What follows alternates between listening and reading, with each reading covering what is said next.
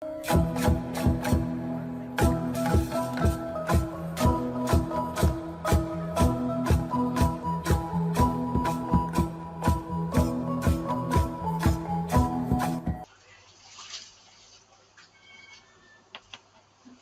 này có mấy bình pipang mình vay buồn sang khắp những hàng claim ta mình tập bài cái phun có mấy promo mạng mong anh ấy chặt nhau le pahin ke pro ke rang boa le từ phun buồn cúm le từ mạng pro hàng công na đang cộng sản Việt Nam nên đợt này đã bổ lúng ta cái này Đài Loan thì nhiều mệt vã vật cái nào buồn sang đi ga đã buồn một cái là mà nên như thâu cái này răng ngã sát như thâu răng kẹt kri thì nhiều hiếm bạ nhiều rơi gỗ cái nào buồn sang đi ga đã dùng pak cái bẹt phun khá cái này rung bờ la lần chặt Việt Nam rồi này dân bộc lại như đã bố hiểm bạ được bẹt mong anh ấy cái phun lần chặt tập ngư giờ nó này lại rung phi vàng cọp liền cọp thun cái răng thì nhiều chi tiết nhiều Samasa thì nhiều hàng lại sun ngắn bởi hàng lại pahin cái gal lại cái nấm nuôi đang mua ngẹt tàng nữa này cái nhầm bằng chỉ toàn cầu thế giới rằng tôi mặc pro rằng cái xem tôi lăng rằng hộp bút ní chẳng mặc pro cái la bơi nước nạp tạp duật lại đạo lại trong hàng lại cái cờ lại cái nuôi này vẫn lại tung klum của mày mà mong lại hình lú dòng tây mệt và đà rằng lại chun bởi đà rằng tại nhà bởi đà sport của mày rồi về cái pro này vẫn lại mấy bố cái này mày thâu mệt vã đi bằng pro tao lấy này đang bù lưới đây rồi doan tụ hôm nay ô lê từng doan là một so sát lại phiền nặng buồn sang đi cả ô vất cái luật quốc tế nhiều buồn rừng lê ký kết hàng hiệp định thương mại lê từng những ngạo kỵ vì lê xăm nó non nhiều kỵ như bộ màu mút ô cái lòng nhiều kỵ lư chả đang đôi dù các nhập lư chả đang nhập lư như thâu lần chả cái nhập pu lẽ pi bằng loại nhú trắng bại chủ tâm nhá mong miền Bắc của Việt Nam nhối vòng vi phẳng nhiều kịch cái vi phẳng từ nục lào đi xong đó nó đang lại mang rạ nó lại hiếm bạ buộc cao hàng lên thiền ủ giờ nó rằng tụ tôm mà pro hà này rồi cái smith nó lại tụ cái nhà liền làm đà rồi pro bởi anh đi hội đồng bảo liên quốc lên tương làm chứ bởi anh đi tòa ăn trong tay cái lại của pro này xong này lại vừa ta màu hoặc là lệ keng mà pro hàng lấy đập năng hàng bình doan này vừa ta bình doan nó lại cái nhũ bù một cảnh trọng nên riêng các tapol nhũ tụ bạn đi chặt ngào mệt vả ta bù bình lại buồn sang cái nhũ pú lùm nuôi tapol dập tiêu bằng này tiêu bằng thì tüm như ngã tüm luôn cái đồng như giàu trò hề mà thấy dễ đúng chứ ra này điểm chốt như nó bây giờ điểm chốt lên hàng lấy kê cờ quyền lợi hàng này với lần chặt việc tập ngư đó lại màu cái buồn sang tapu dù các đạo buồn sang tapu nạo buồn sang tapu cái tôi cái mày rồi về tôi mày bố miệt việc hòm tuần ta mong đêm đã lao ra một lạc bố đi mà đặt lạc bố liệu tapu lại chính nào hàng lấy kê cờ tapu này gì vô bố đi gì vô bố này đối chưa chính lần cha tapu của máu chỉ nó lại này mày đúng hàng là dịch lệ để xem lăng bẹ lịch rồi là dịch lệ này mệt vả. Buổi điều trần do Tiểu ban phụ trách các vấn đề y tế nhân quyền toàn cầu, châu Phi và tổ chức quốc tế thuộc Ủy ban Đối ngoại Hạ viện Mỹ tổ chức có chủ đề chính quyền Việt Nam vẫn duy trì chính sách đàn áp. Trong lời mở đầu, chủ tọa buổi điều trần cũng là chủ tịch tiểu ban dân biểu Chris Smith nhận xét. Nó nên cái Smith này nhận xét nhờ đó ô em bạn mừng lâu đi rằng từ mong 2016 đi rằng pre như càng thực thi tạo mừng 2016 cho qua này 2024 đấy do kết như một khiên thực thi ở cái bộ luật này lệ trong yếm bay kết bộ luật này dùm từ mạng cái nhiều bộ thực thi do đó này là chính thức đảng cộng sản Việt Nam đang buộc lại nhiều lệ nhiều thằng lần lão lên ban đồ cái nhiều thằng mỏ là thằng này nó như mạng ban đồ mạng mà đặc đôi bằng đoạn lệ này bác nhu như tư mà từ nhố hàng là Hồ Chí Minh là nhập lạc mà như lại trong pháp trong Mỹ nhô là bây giờ trong pháp trong Mỹ thì nhô đây là cái năng bồi xoa khoa trong cái nhô chưa kết khoa duyên Bắc duyên Nam lào thì nhiều vực cả cọc nhiều mà nó như giàu Mỹ giàu prang càng yêu thì nhiều bây giờ yêu thì nhiều này nhá hàng lại càng cặp đoạn duyên này duyên thằng duyên mà suốt thăm mất rút lại nghe thêm bả nhiều ngã lại được nghe là đang căng đang xét cơ như dòng lịch sử thế giới là nhiều bộ mọ nằm dương sách nó đâu lệ từng bằng chữ chặt ơi dạ nhưng bác viện rằng tuy cho cùng nhưng bạn ta buộc lại này nhiều màu nó đắp ra lời cái nào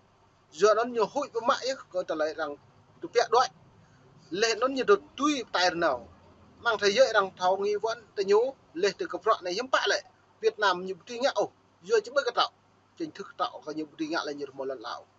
đỡ ta nhiều ngạ ta nhiều một lần là túi như ngạ chứ bây tuy ngạ bù mà tuy hàng trăm mỹ rồi này đã bù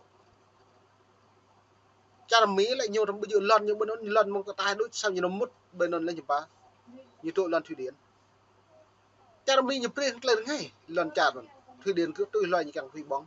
lên như không compo mà compo phun một lần cho nên xâm Việt Nam đang cộng sản Việt Nam tới đây như thực thi tới non hiếm bạn nạo việc cái nhập bố vừa ta nạo việc nhập bố lại nhiều bố trắng mỏm nuôi tiếp bởi lần trà là nó coi như trắng xóa số tâm nhá nuôi người dân mà điện xong tới lại như trắng xóa số nó bồi cao bởi luật quốc tế ô vừa ta rạ đang mỏ lò này ơi dạ việc việc hòm tôi tao mò ít lò này lên lại dạ dòng lịch sử tao này mong anh đi chả prang đi đang trôn ta lòng mong plung nhật chào nhật nó các prang nên nhỉ lên trăng prang nó giống bả cảm mút lâu đi nhiều dấu này chỉ về là ta đơm thì đứng đã dòng giới ta lâu đi lại ta tiếp hàng trăm lúc trăm nó lại tạo màu trăm màu dinh liệu ta tạo như là trăm cũng là lời phi bằng này đi em có lại trăm nhưng mà cọ đừng thì mà muốn nói hàng này là trăm trình nhiên lệ trình dọc nó là rẻ buồn hạ là đồng tụi chi phi bằng phổ trần pro làm ít bình chả pro anh chả prang hàng này lại rằng thâu còn lần chả thâu bộ cho nó thâu cái quay mong prang từ Việt Nam nên chỉ cái Smith là lại rằng một điều phụ ta đi có làm thư có lại rõ về hàng lại cái cao này nên Việt Nam như một đi thực thi của bộ luật này chỉ do nên tôi đã bố ra này đồng nghiệp nạp thêm bạn chiến lược Việt Nam như càng mưu kế tích hàng cờ luật quốc tế lên nhầm tích hàng cộng đồng quốc tế cộng đồng liên quốc đã buộc nên lo mày càng rõ về đang là chuẩn bị để xem lặng là gì này rồi Smith này. The relationship between the United States and Vietnam improved. Mặc dù bang giao Việt Mỹ đã cải thiện đáng kể từ năm 1995 cho tới nay khi đôi bên bình thường hóa quan hệ song phương, nhưng tình hình nhân quyền tại Việt Nam vẫn không cải thiện.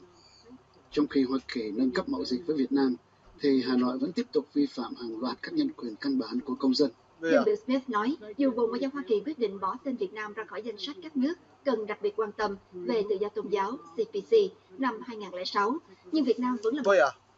Nó rồi này đang chẳng nhắc nhớ mút nhiều bây giờ mạng mừng 2006 đi á, chẳng mút như danh sách CPC.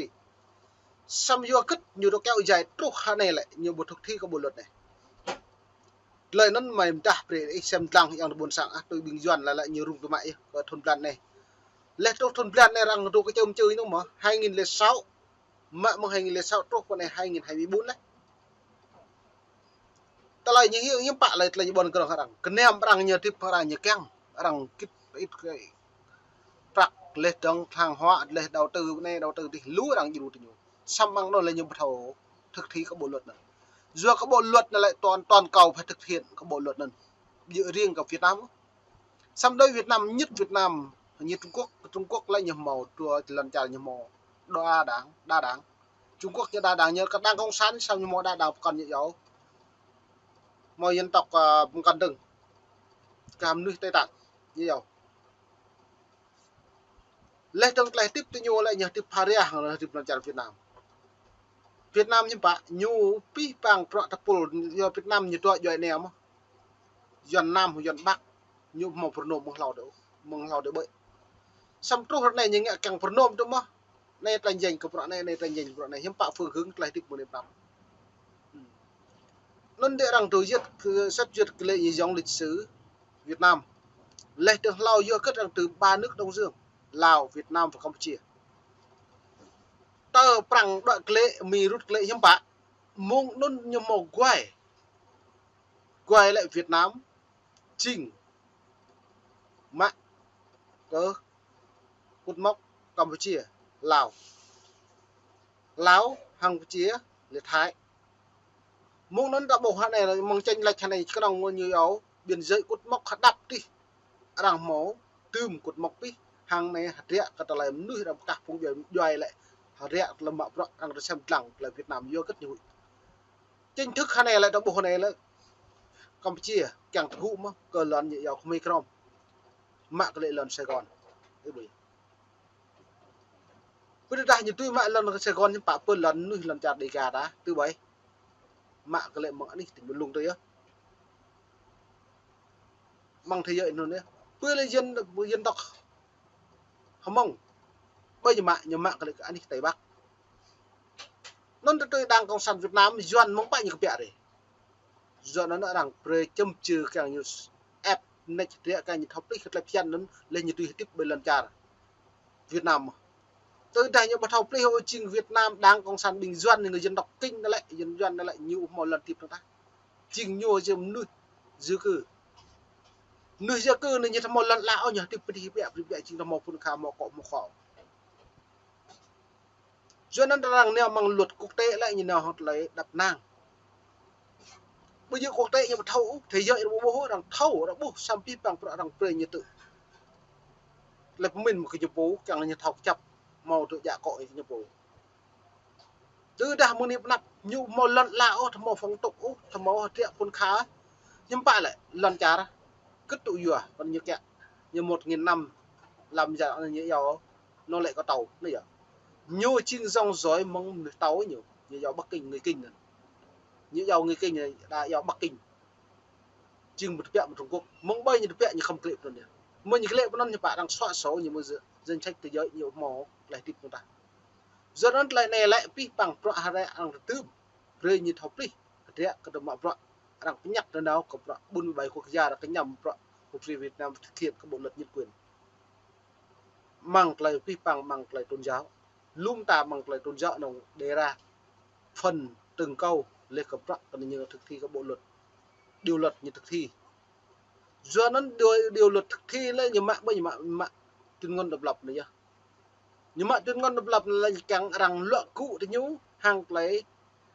có nòng lợi quyền rồi nhiều bộ đức xâm quyền bồm con nạo buồn sang bộ đi bộ đặt bộ này bộ mộ nó tuyên ngôn độc lập như vậy gì vậy mình một đề ra anh bạn mọi người sinh ra đều có tự do và bình đẳng như thế này không ai tước lấy quyền đấy đối với đảng cộng sản Việt Nam nhưng mà quyền nó như càng áp cái nhiều xăm nhiều áp cái nhiều cho bố ông đừng còn được là nên mày bảo vì bố cái vô cái đối được Việt lại loại rồi em chạy mà một đi mại nhân quyền này nào có nhân quyền Việt Nam cũng như vậy căn mạ quyền Việt Nam nó mà còn lại thực thi các bộ luật quốc tế giờ là mấy nước khác nhau như vậy nó như khăng như nào cái bạn như nào ta như là không được can thiệp của quyền nội bộ của nhau lên nó như nào cứ ta không được can thiệp quyền nội bộ của nhau do rất nhiều hợp tác do rất nhiều thực thi hàng năm hàng tháng nhiều nó ký kết định kỳ cái bộ luật nhân quyền thế giới này lại nên ta bộ lưu lại mời pre xem lặng bị lệ một trong số các nước vi phạm quyền tự do tôn giáo trầm trọng nhất thế giới. Ông Smith trích báo cáo mới đây của Ủy ban Hoa Kỳ về tự do tôn giáo quốc tế USCIRF nêu rằng Hà Nội vẫn kiểm soát tất cả các cộng đồng tôn giáo, nghiêm cấm và trừng phạt việc sinh hoạt tôn giáo độc lập và đàn áp các cá nhân hay tập thể nào bị xem là thách thức quyền lực của nhà nước. Ông cũng nhắc lại đề nghị của Ủy ban USCIRF một lần nữa kêu gọi đưa Việt Nam trở lại danh sách CPC. Trong số các nhân chứng tại buổi điều trần có giám đốc vận động bang Á Châu thuộc tổ chức theo dõi nhân quyền Human Rights Watch, ông John Sefton. Ông Sefton khẳng định tình hình nhân quyền Việt Nam ngày một xấu đi, hầu như không có một sự cải thiện nào mà chỉ có thêm án tù. Ông Sefton. nó như đây bộ này có lại đang chỉ trích buộc lần chặt Việt Nam này mùng này là chưa mùng mệt vải buồn sang có ít xem lăng thật đấy có mềm trả cái đập cái mùng có lại Việt Nam đang buộc thì nhiêu cần cái sốc lại phiền lại đáo lên trong quất cái lại phiền năm mươi nên chỉ là new free puni buồn sang ít xem lăng mong nít mùng mềm trả từng có ít cả hà lúm núi về thâu có lại lên này lên từng ta ba núi về từng một lại chẳng mang dần này như phít chỉ là nào puni buồn sang khắp việc